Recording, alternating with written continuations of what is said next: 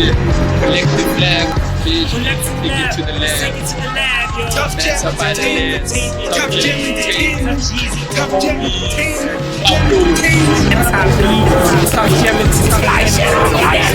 Just take it to the left.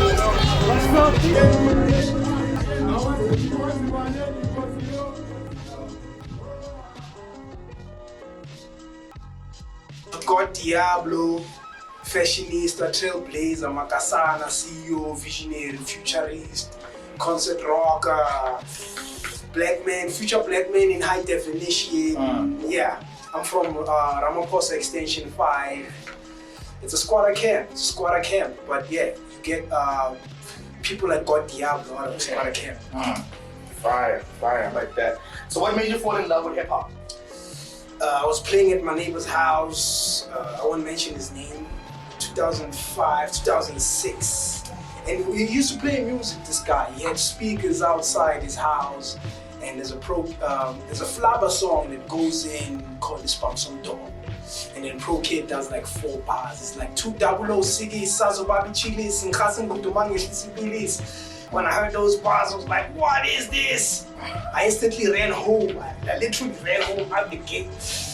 I went to my crib, I picked up a pen, and I started writing lyrics. So, Pro Kid, I mean, Ditunya Dak, he's, I don't know the words in English, but Ditunya Dak, so I was speaking with Ditunya Dak, connected with Ditunya Dak for me to be inspired at that very moment. And then that's how I became an MC. Fire. What's your agenda as a hip hop artist?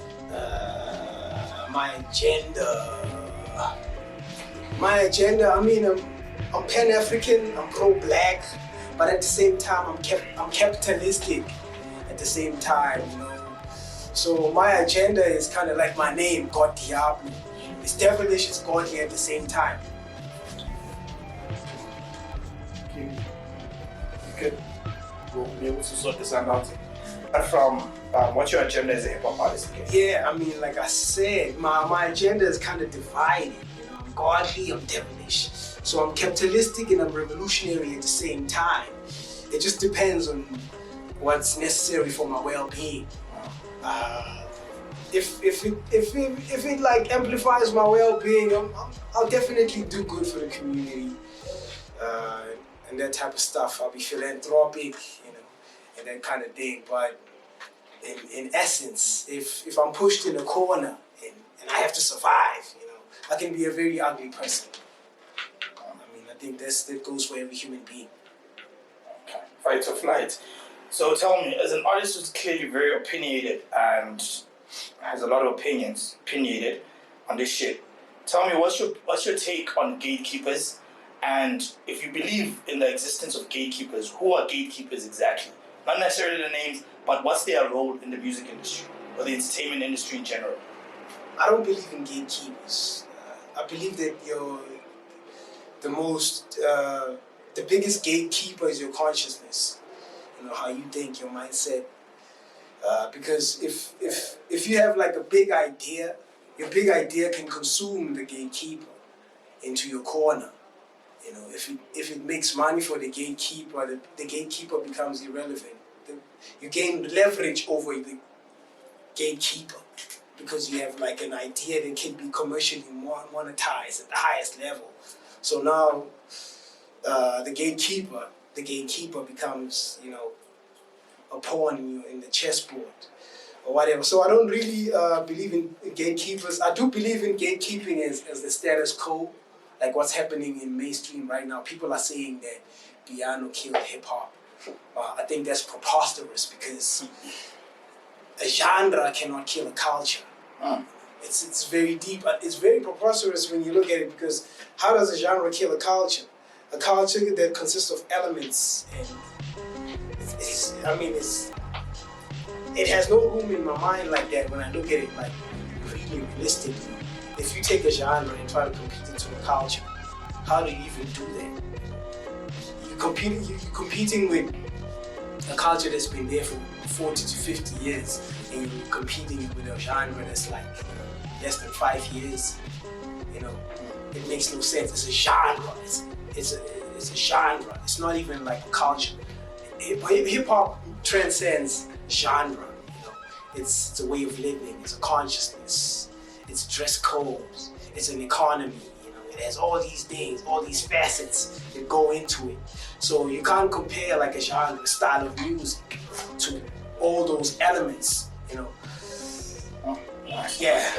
Biggest influence in South African music, for South African entertainment, but your biggest influence in South Africa? I mean, it has to be because, okay, influence, not inspiration. Same shit, man. Same shit. Yeah. Influence, I draw my inspiration, my influence from different types of musicians. Influenced by David Masoul, Soul Brothers. We're looking at guys that have like 30 to 40 years in terms of catalog. You know, rappers have been struggling to do that. It's only a few rappers that can do that, like 30 to 40 year catalog. Probably 15, 20 albums on the mainstream level. Simpiwe Dana, you know,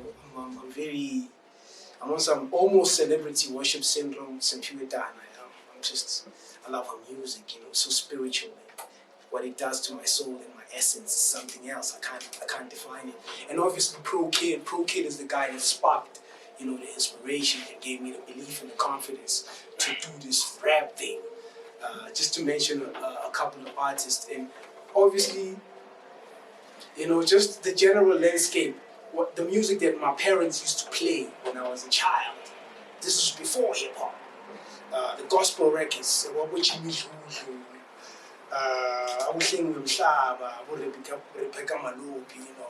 the music consciousness, before I was able to digest, before I had the enzymes for music in my mind. Because before Pro Kid came, I had to be ready. You know, my consciousness had to be fertile.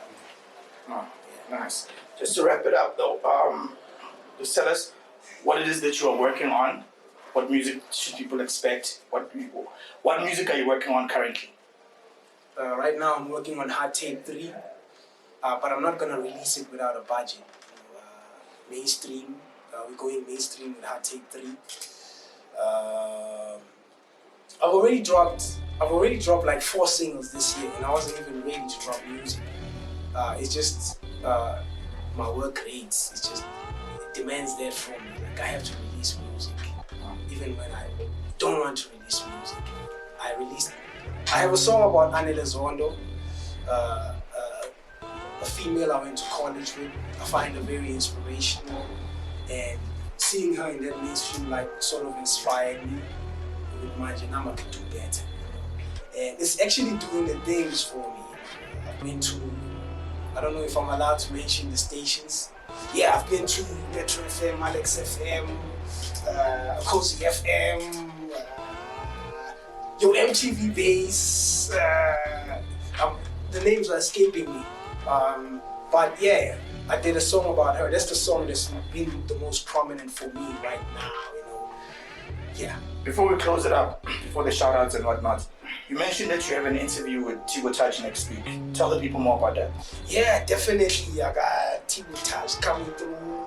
I'm gonna rap some other bars there, represent the culture, represent everybody, represent my mother.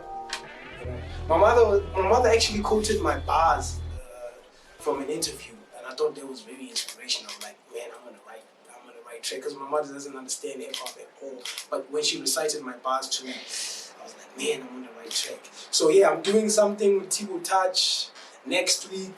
When he comes back from Italy, you know, he's a globe trotter and things of that nature. So I'm gonna rap like that.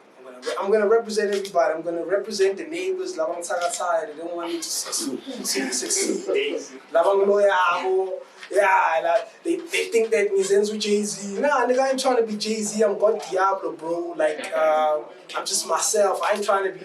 Anybody who's really hip-hop is not trying to be like someone else. They are themselves. Hip-hoppers are self-actualized people. Like, people need to deal with that. We're not trying to copy each other. I'm not trying to be anti-B, you know? Anti-B is anti-B. There can only be one anti-B. Salute, man. Social media? Social media, God Diablo. Instagram, God Diablo. Facebook, God Diablo. YouTube, God Diablo. Google, God Diablo. Search engine optimization, God Diablo. Spotify, God Diablo. iTunes, God Diablo. Even when I'm dead, man, God Diablo. Shout out, man. I love that. Shout out. Fire energy. Dope. Next, my nigga Psych.